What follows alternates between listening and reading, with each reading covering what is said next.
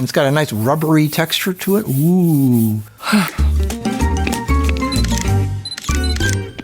In the world of photography flashes, 200 is the magic sweet spot for size, portability, and power. They're much more powerful than a speedlight, and they're not as big and heavy as a 400 or 600. And the most famous of those is the Godox AD200. I have 5 of these. This is the original one. I don't need the Pro or the Pro 2. It's nice and small for portability and size, especially when you're hiking or traveling. I've used the 200 more than any other flash for the last decade. Of course, I like the 100s, but the 200 is very, very versatile. And I'm going to show you some alternatives here that are very close and similar to this. The thing I like about the 200 is the head comes off. This is something that's very unique and different from all the other flashes. This is a Fresnel. All the other ones have Fresnel. So this is if this focuses the light. My favorite attachment is the bare bulb. The bare bulb is the best attachment for any kind of modifier, especially softboxes, because the light goes in all directions and fills the inside of the softbox. And the thing that I like the most about the AD200 is not just the bare bulb, but the way things attach to the front of this thing.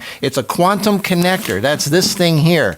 That's what this is. And this attaches right to like that. And this is a really cool way of having a softbox. And of course you put your diffusion over the front of that. But this is so lightweight and it's just the right size for hand holding. You could walk around literally all day like this, taking pictures with a big softbox in your hand. And it's great for wedding photographers. It's great for anybody who's walking on the run. This is what it looks like when you use this little softbox. This is a Quantum QF35. It's available still. This is the most awesomest portable compact softbox you can get for the AD200. No other light has a quantum connector, but my favorite modifier for the AD200 is the ADS2. It's a little reflector and it has a diffuser on the front.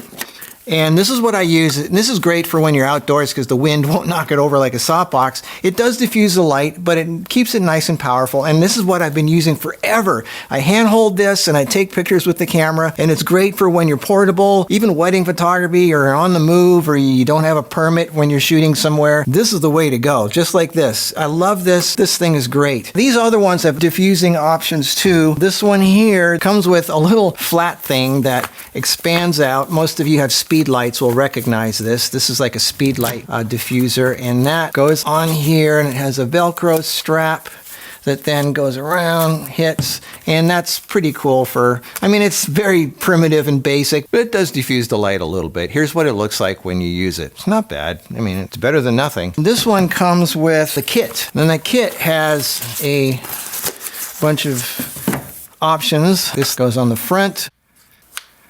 And it has a magnetic dome that goes on the front, so you have a diffuser there. And this one has a built-in diffuser. The whole front of it is a diffuser. The front of that is very similar to the AD100 or a V1 speedlight. It's the same size, and you can use attachments for the V1 or even the Profoto A1, like for example this Click Fresnel. Magnetic stuff will go on the front. But does this work? I'll get to that in a minute. This one is a Neewer Q3, very similar to the Godox. These are all 200 watt seconds. It has a nice rubbery texture. It feels really nice. This one is $170 on Amazon or $190 with the trigger. So that's considerably less cost than this one here. You can even get this on AliExpress if you're lucky for $59. It's the same size, same dimension, same pretty much everything as a Godox AD200. It's just cheaper. And just like the AD200, the original one, the readout on the back is very dim when you're in sunlight. You can barely read the readout. You have to put your hand over it and go like that to see what you're doing. But other than that, it's almost an exact copy. Now this one here, this is a Geekoto GT200. Geekoto! Oh, hi! Oh, yeah. This one is really nice. $220. If you already have a Godox trigger, this will work off of a Godox trigger. You push the plus and the minus on the back and hold it in until you see the little letter A, and then you're set up for having a Godox trigger it. This is the one that comes with the optional dome on the front. Now, a lot of people think there's a big misconception that the dome creates soft light like a softbox. It does not. This is basically a light bulb. It just shoots light in all directions. And it is helpful when you just want to have an all-purpose light and you don't, I mean, it's less harsh than a Fresnel.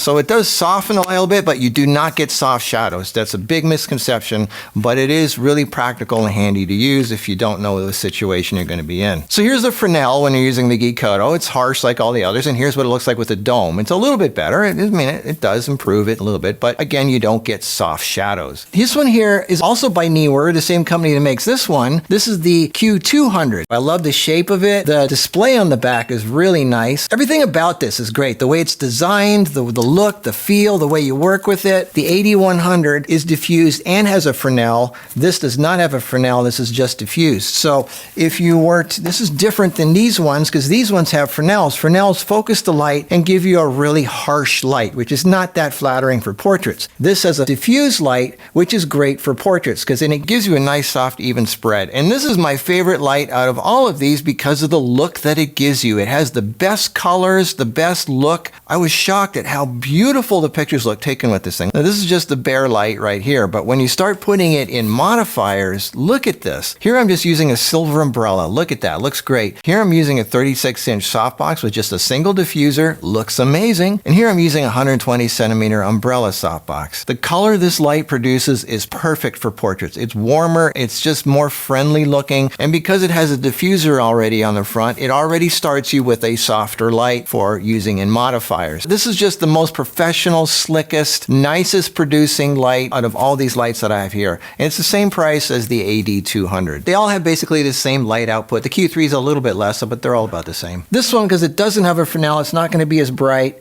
This one just out of the box is 8.07. But what happens if you put the click Fresnel on the front of that? Does that help? Actually, no, it doesn't. This actually makes it worse. It makes a really horrible pattern of light, and it actually lowers the light from 8.07 to 8.05. So in this case, the Fresnel does not work on the Q200. Fresnels focus the light more and intensify the light more, so you get more output with a Fresnel than you do with a bare bulb. So that's probably why they did these, because these are kind of like speed lights that have a bigger battery and more light output. So these are kind of like speed lights. This one, because it has a bare bulb, you can get diffusion on there. Now, since the Fresnels are really harsh light, we want to soften a little bit, that's why I use these diffusers, the ADS2. This is the way I like to use this, not with a Fresnel. I never use the Fresnels. Remember, it's 16.2 with the Fresnel. It's 11.5 with the ADS2 and the reflector. Now, 11.5 on the AD200, for comparability reasons, here's a 500 watt second Profoto B10S Plus, okay? That has a diffuser on the front, very similar. This is just right out of the box. 500 watt seconds, $2,000. This is 11.9. This is 11.5. This is 11.9.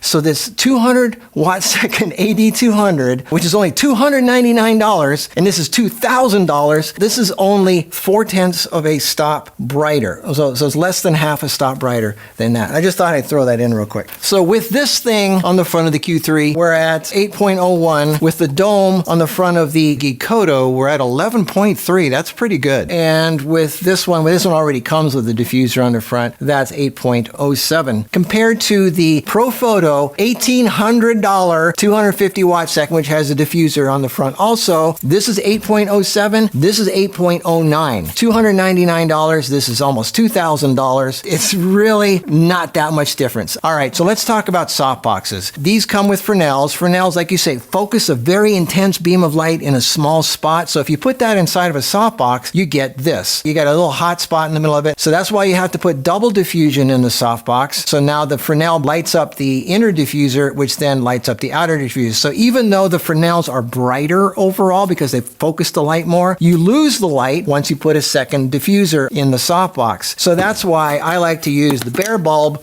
on the AD200, because this, you don't need the inner diffuser. When you use this, you only need the outer diffuser. Never use an inner diffuser when you're using a bare bulb, because it shoots the light in all directions and it makes it just so much easier to use, and you don't kill your light as much. So the question is, are you sticking something in the softbox that has a Fresnel, or are you sticking something in the softbox that has a bare bulb? The Q200 already has a diffuser on the front, so you don't need to use an inner diffuser when you're using a softbox. You just stick this right in the softbox with one diffuser on the outside and it looks great. If you're using a Fresnel, you're going to have to use double diffusion. So in that case, the AD200 AD200 is 8.0, which, by the way, is the same as if you were using a Profoto B10X. This is a 250 watt second. If you put this in a softbox, that would be the same as a AD200 with a Fresnel in the softbox. Now, I've made a bunch of videos showing you how the AD200 goes into a softbox without using an S bracket. I hate S brackets. There's so many ways to attach a softbox to this thing. It's great. I'll put the links down below to those videos. This is my favorite way of doing it. Remember how I like to use the flip softbox with the AD100? How it just goes in there,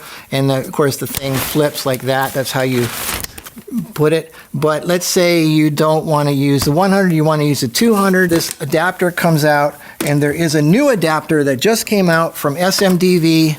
It's the AD200, AD200 Pro adapter. This has a knob on the side, and it has, as you can see here, it has a space for the knob to go. So you stick that in there, no problem. That tightens it, and then that goes right in there like that. And here's what it looks like when you use the AD200 with the Flip 32 softbox. It's already got double diffusion built into it. It's ready to go. It works great. So if you have an AD100 or 200, this is a great softbox to have. I'll put the link down below for the adapter for that if you have a flip. All right, so let's talk about how these go in a softbox. Well, you have to use a S bracket. I hate S brackets. These are big, heavy, and clunky, and it just takes the whole idea of having a small portable flash and making it a big clunky contraption, which is just, it adds another 2 pounds to the whole thing. It makes, you might as well have a 400 or something if you're using this contraption. I hate these things, but you're going to need it if you want to put these in a softbox. The Q200 does fit into an S bracket, and the cool thing about that is you can push it in as far as you want, so it can go deep into your modifier. And of course, the S bracket is bones mount, so any bones mount modifier foot on here. Here's a 36-inch Glow Easy Lock 36, and that is a great, look, I mean, 200 and a 36 works great. Don't get me wrong, S brackets are really good. They're really practical for so many reasons. It's just, they're kind of clunky and big and heavy, and I hike a lot, and every pound, every ounce counts. So if I don't have to use it, I won't, but a lot of people like them. That new SMDV connector, these do not fit in that. So this is only for the AD200 and the AD200 Pro. This will not fit with these things here. And of course, you don't have to use S brackets or even softboxes. You could always use just an umbrella as your modifier. So there's your light, and then you put your diffusion over the front of that.